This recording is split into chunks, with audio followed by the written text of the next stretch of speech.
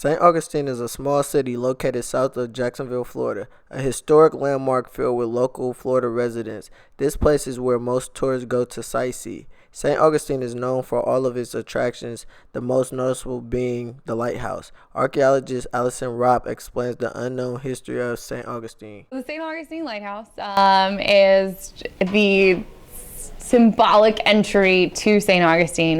There's been a watchtower and a lighthouse here since about the 1730s, so this is a historic site. We also have much more to offer than the beautiful tower. The current lighthouse is the oldest surviving brick structure in St. Augustine, while inside it is composed of 219 steps. I'm at the entrance of the Keeper House, built in 1876, where they provided living quarters for the families who kept watch for the lighthouse. The Keeper's House, which has exhibits about the Keeper's families that lived here, shrimping in St. Augustine, and some of our shipwreck stories. California resident Morgan Wallace discovered St. Augustine Lighthouse while on a road trip. We heard about St. Augustine because of the fortress, and then we drove into town, we drove by this, so wanted to come check it out. Seeing the lighthouse was really cool coming up the highway. You can see it from really far away, and the kind of barber shop pole sort of look is really distinct too. Minneapolis native Heather Wendell visited St. Augustine by recommendation. My parents moved down to Florida 2 years ago, and they're in the Tampa area, and their friends, neighbors talked about how it's a cool town, so my mom wanted to bring us here.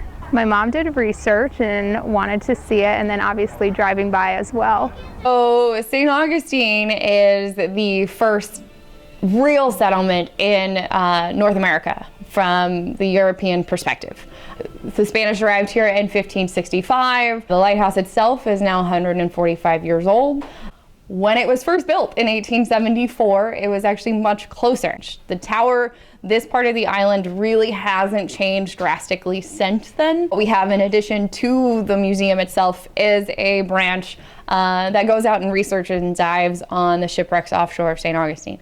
That attraction of being able to touch it and feel it and see something that was so personal to somebody and bring that back. What people might not know is that it was more than one lighthouse. The current tower you see when you come to the lighthouse is actually the second one here in St. Augustine. The first was a watchtower built by the Spanish out of Coquina, which is a local limestone here on the island, built about 500 yards east of where the current tower stands. This was originally a watchtower. It became the first lighthouse in Florida when Florida joined the United States in the 1820s, and was slowly added to and grew over time as they were adapting it to make it an actual physical lighthouse. That tower succumbed to the waves and the ocean in the 1880s and it's totally gone. We only have a few foundation stones left from that tower. It has since gained a fair amount of distance from the ocean.